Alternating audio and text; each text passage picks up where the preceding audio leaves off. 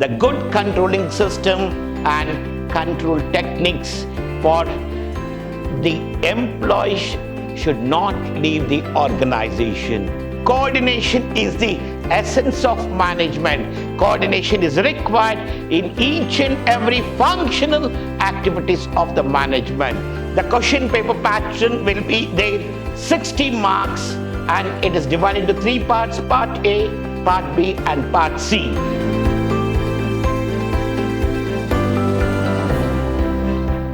Warm welcome to first year BBA students, first semester.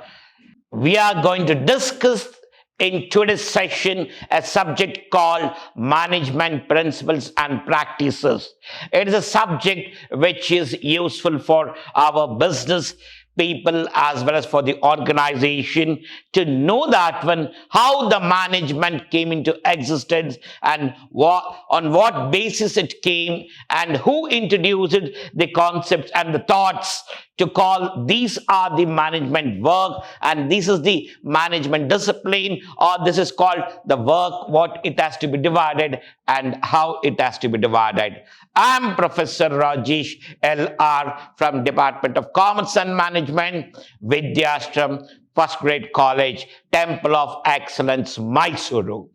This is a subject which helps our young entrepreneurs to make certain strategies in their organization. If they're going to start any organization, if they have a dream to become a great entrepreneur in future. For those students, this subject is very much helpful. They can learn these concepts easily and they can adopt the concepts in their business structure as well as in their business strategies, which guides them and control them and coordinate them to reach their goals, whatever we have in their minds. So now, my dear students, is a subject which is for your future purpose and the growth and expansion.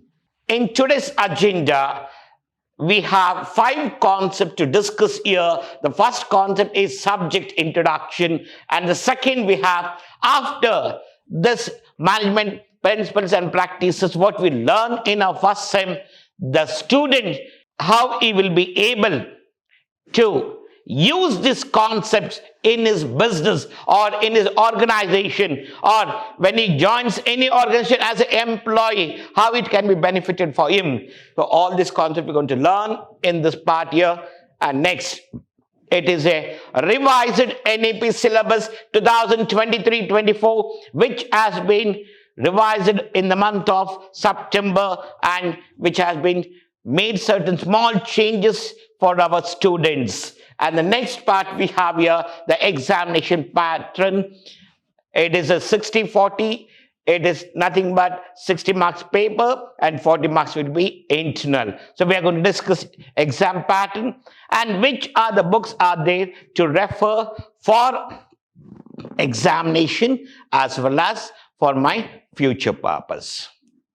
Says, introduction of the subject. As I said, management principles and practices. In this, we have 6 units which supports you. In each unit, you're going to learn one or the other thoughts or ideas which can be used in your business and how it supports and gives the impact in your business for the growth as well as expansion and even to reach your goal, my dear students. So understand the concept first and then utilize that ideas or the information, whatever it is said in your business, and make better utilization of applying these benefits for your betterment.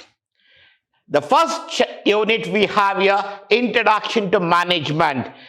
And the second unit we have here, planning and decision making. The third unit, organizing and staffing. The fourth unit, directing and communicating. And the fifth unit, coordinating and controlling. And the last unit, business, social responsibilities and managerial ethics. These are the 6 units are there in this subject, and in this semester you're going to learn all these subjects, and even our commerce students, already these concepts they have learned in their second PU about all the information, only the concept they're going to learn. New, it will be business social responsibility and manager ethics, reminding all the topics they have covered in their PU level. But it was a basic. Now we're going to learn in depth, like for example, the management era, how it came into existence, from when they're using this concept, who are the people who were there, who gave the names to the management, words or thoughts or ideas. This has to be utilized, and this is a thing we have to call. Why we are going to call this one as the efficiency or effectiveness? Like this, plenty of words were there which were introduced by great people during the neoclassical era or pre-scientific or scientific era of the managements. Even the Chanakya Arthashastras concepts were used in the management's administration. Like this, plenty of things are there what we're going to learn in our management principles and practices, and which thoughts can be used and better for our reaching the aim without any hurdles and without any other concepts. The learning outcomes after completion of this SEM, the person or a student should be able to use the concepts of management principles and functions of management in his business or in his organization, or he can just inform the person who is running an organization. If their family members are running any business or any organization, he can guide them and he can say these are the ideas are there which can be used to increase the profit of the business. And he should be able to have the process of planning and decision making also. The process of planning is nothing but, if we remember the word called yes, dice, if. This is the planning process what we have. The steps, 7 steps are there. In a short form, I call this one as a yes, dice, if. Yes, dice, if is nothing but, yes means setting the objectives of the organization. D is nothing but determining and developing the premises for that one. I is nothing but identifying the alternative course of action, and E is nothing but evaluating the alternative course of action. Yes, selecting the best alternative course of action. I is nothing but implement the plan. F is nothing but follow up. Like this, you can learn the concept in the easiest way, and which can be used for your business as well as for the exam purpose in a short form, and how it can be made better to understand. These are the things we are going to learn here. The ability to create organization structure. Organization structure is nothing but there are 2 different types of structure are there. Formal structure, functional structure, and divisional structure. Functional structure is a structure which says on the functions the work can be divided.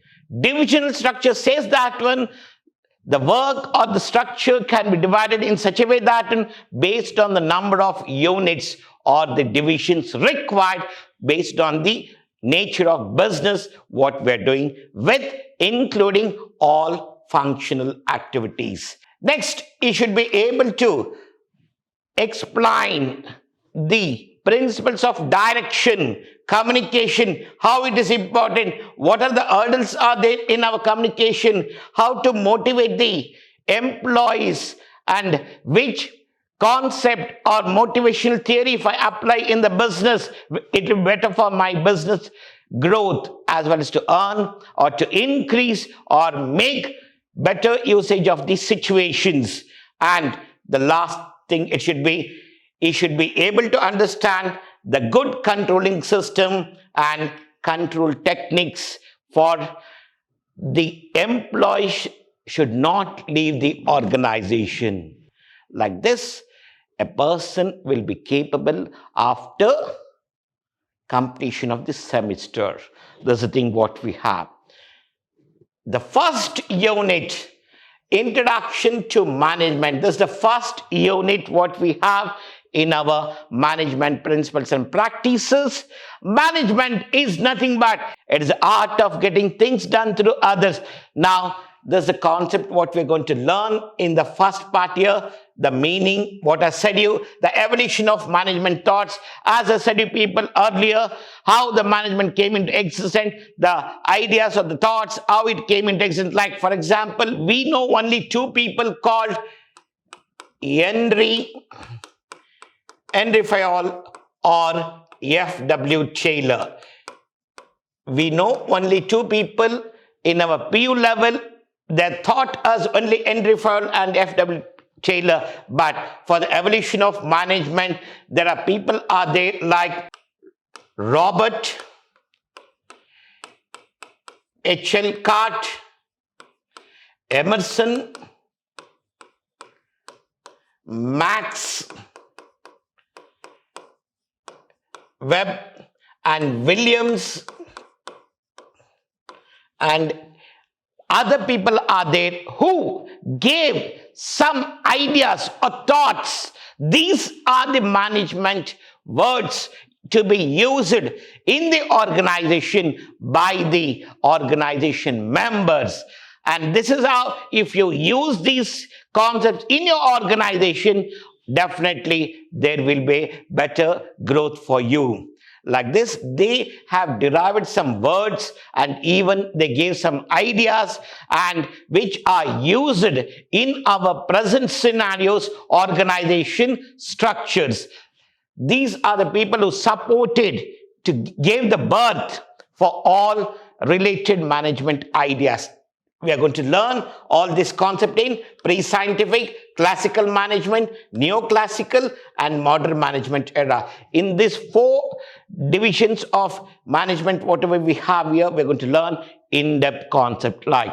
And the nature and characteristics of management, we're going to learn in such a way that which will be useful for your management involvement work, how it can be made, utilization of ideas, thoughts, and how it can be implemented, and what are the characteristics of management here. Even we can have a short form for that one, like the thing what we have here. Management is a multi-dimensional which has been divided into work, people, operation. The management is a multi-dimension where it has been divided into three parts here: management of work, management of people, management of operations. Like based on these three concepts, they're going to call management as a multi-dimension. And management is an intangible force where I cannot see the management, but I can feel that management existence. Like this, we are going to learn every word of the management related and understand those concepts easily and which can be used in our business sectors. The unit 2 is nothing but planning. Planning is nothing but it is a concept called what to do, when to do, why to do, where to do, and who has to perform the work. We are going to decide in advance these concepts and make utilization of the thing, the structure, how to get betterment in our market and use all these strategies for our aim, whatever we have of reaching in the top level by providing the quality services as well as quality products for the required members in the market. And even we are going to have to take certain decisions. As I said that when we have the steps in our planning, planning has the steps called yes, dice, if. This is a word which can be used by every organization before starting any concept in their management strategies. If they adopt these 7 steps properly, definitely not even a single work of the management or the organization will be in a failure. So before starting anything, have this concept, be used in the organization, and then you can step into other activities. Unit 3 says that one. It's a concept of organizing and staffing. Organizing is nothing but identifying, arranging the required process of work, how it has to be executed within the organization as well as outside the organization, and selecting the right person for the right job at the right time at the right place. This is nothing but our staffing. Staffing says us we require a person who is capable for a particular job and what type of responsibility can be given for him and how the work can be taken from a certain person. So identifying a person is very difficult. Identify right person for the right place and the time. Then there will be no issues or the conflicts in the organization regarding the work executed to person, as well as there will be no conflict between the departments. There will be no conflicts in any of the area, and even these will increase the efficiency of the individual person as well as work of the organization. Now it is left to the organization how they're going to use the staffing concept here. The unit 4 says us directing and communicating. If there is a proper communication is there between the levels of management like top level management, middle level and operation management executives, then there will be no issues at all. And if the communication has been not made properly and if the communication is not made between these levels of management, then the management will be in under failure strategies. Why a company is winded up? Why a company is under loss? Why a company is not have the growth in the market? Because of communication. If there is no proper communication in the organization, if they are facing a lot of communication issues, then first they have to decide how it has to be changed. What are the barriers are there in my communication? Whether my communication barriers are encoding or decoding of the information. Whether my communication is reaching all the employees of the organization who are working in the operation level. Whether they're understanding my words. Whether they're getting my thoughts or not. If I have an idea of doing the work in a different way, then I have to communicate in such a way that when the operation level executives to understand and make use of that one to get the product, whatever it is there in the views of the top level management. If they're not communicated properly, then the output of the product may not be equal to the ideas or the thoughts what the top level management will be there. That is the reason the communication should be proper. For this, we require a person who is going to guide, advise and motivate all the employees of the organization. That is nothing but directing. A person who directs all his team members and motivates that one. This is a thing what you have done. A great job. Or he must say that one. This is the thing what we were expecting from you. It is very good. If they say and if they motivate the employees of the organization, not even a single employee is going to leave your organization. Every time the employees will not think about the financial part, and even they require to have the status for their work, and appreciation is required for the employees of the work of the organization for the work what they have done and where they had been the successful person in that particular team. They look for that one. Some people will look for appreciation and some people will look for in the terms of finance, and some people look in the form of getting promotions. Like this, we have a different motivation strategy, and even the company can adopt the Maslow's theory of motivation or any other theory, whatever it may be that one. They have to think that one, a right person who is advising his team members should be a proper person and his communication should reach all the members of the team. This thing what we're going to learn in our 4th chapter. See, as I said that when you X theory and Y theory, and the leadership style, what we have here, autocratic style, democratic style, and participative style. These are the styles what we have in our leadership.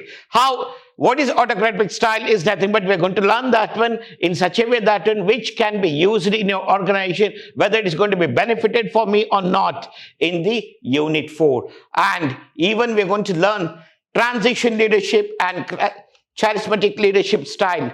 This is a modern concept what we have, and which helps you for people to learn and use of these things in our business sector in the modern era of the management. And even these are the important thing for your examination purpose, where you'll get for section B questions. Unit 5 is nothing but a simple concept we have here, controlling and coordinating.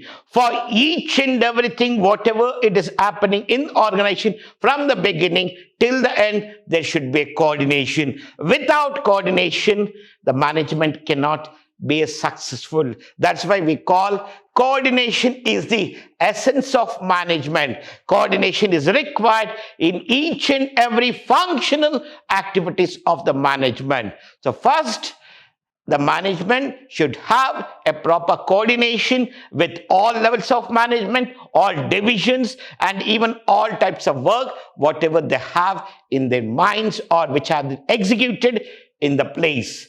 And then we're going to have a controlling. In the steps of controlling, where I made a small short form here, ICUP-RD. ICUP-RD is the smallest concept what we have made here, which can be understood easily and which can be used for your examination purpose. I'll discuss this one in the unit 5. What is ICUP-RD? Like this, if you make a short form of that one, where it helps you people to learn the concept in the easiest way and keep for a long run in your mind that, oh, whenever you are going to have a cup of coffee, you're going to remember ICUP-RD. So this can be used in our management ideas. Like this, we have different concepts are there which can be used for your aim, whatever you have in your minds. And the unit 6, this is the last unit of management principles and practices, my dear students. Here we are going to learn about what is the social responsibility of the business are there and how it should be used in the business, which should not be harmful for the society and which should not be harmful for any other concept here. So we are going to learn here the concept called green management and the green management actions, how it should not spoil the environment and which type of ideas or thoughts can be used in our organization which never harms the society as well as which gives us benefit. These concepts we're going to learn in our unit 6 as well as the managerial ethics also. And after all this concept learning, so in your semester you have to prepare certain information in a diagrammatical presentation, or it may be a theoretical part, what you have to write in the books, practical record book, and submit to the concerned person, to us, based on the information, whatever we are going to provide you, you have to do your work for your internal assessment part here. In the skill development, 2 cases on the syllabus part, whatever we have here, will be recorded by the student in the skill development book. Means we are going to give you and we are going to involve you people to write some information and where you have to work and collect some information and execute that in the record book. That has to be written in the record book. We will make you people to understand the concept first, and we guide you people, we advise you people, and we just support you people in all the levels how it has to be written in the record book and how it is going to be benefited for you people in the real life. This is support what we are going to make for students, and always we are here for your future. Always we guide each and every student for his goal to be reached in his ideas or the minds, whatever he has. Now, if you don't have the goal, set the goal, my dear student. We stand with you people to reach that goal. Don't keep in the mind that one. Not a single faculty will support you. Every faculty of Vidhyaashram are supporting the students to reach their goals. We are with you people every time, every second, every place. And as I said, you people, examination pattern of revised syllabus 2023-24, the question paper pattern will be there 60 marks, and it is divided into three parts: part A, part B and part C. In the part A, there will be 7 questions where you have to write 5 questions. Each question carries 2 marks and the weightage is 10 marks. And in the part B, the number of questions will be 4, where you have to write 2 questions and each question is 10 marks and the total weightage of that one is 20. And in the part C, there will be 4 questions where you have to answer only 2 questions. Each question carries 15 marks. The weightage is 30. The total marks of semester examination, what we have here, 60. See, this is a blueprint as per NMP syllabus, what we had earlier, and the question paper of May 2022 and March 2023, whatever we have here, based on the previous question papers, we have a small blueprint to make you people to understand which concepts are very important and how it can be used for examination purpose. From the first chapter, Introduction to Management, there are possibilities are there. There may be only 1 question from this chapter, or there may be 3 questions from this chapter. Or sometimes for the 10 marks, there may be only 1 question or 2 questions. But 15 marks, compulsory 1 question will be there. From the second chapter, there will be no questions for the 2 marks or 10 marks, but 1 question was there for 15 marks. And the chapter 3, there will be 1 question for 2 marks, 1 question for 10 marks, and 1 question for 15 marks. And from the 4th chapter, again, there will be 2 or 3 questions for 2 marks, and for 10 marks, 1 question, 15 marks, 1 question. From the 5th chapter, 1 question for 2 marks and 1 question for 10 marks. And from the 6th chapter, 1 question for the 2 marks and 1 question for the 10 marks. Like this, the paper will be set for you people, where you have to write the number of questions you have to write here will be 5 plus 2 plus 2. That is nothing but 9 questions you have to answer to secure the 60 marks, my dear students. See, guidelines for your continuous evaluation tool, whatever is there, as per the University of Mysuru provided the information. They say that one continuous internal evaluation and semester end examination will carry 40% and 60% weightage. That is nothing but your 100 marks has been splitted in such a way that when 40 marks internals and 60 marks semester end examination.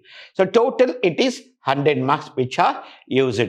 Like this, say continuous evaluation, whatever we have here, 20 marks will be for continuous and comprehensive evaluation and 20 marks for internal assessment test, and next it will be 60 marks for your semester end examination. Total will be 100 marks. This is the thing what you have.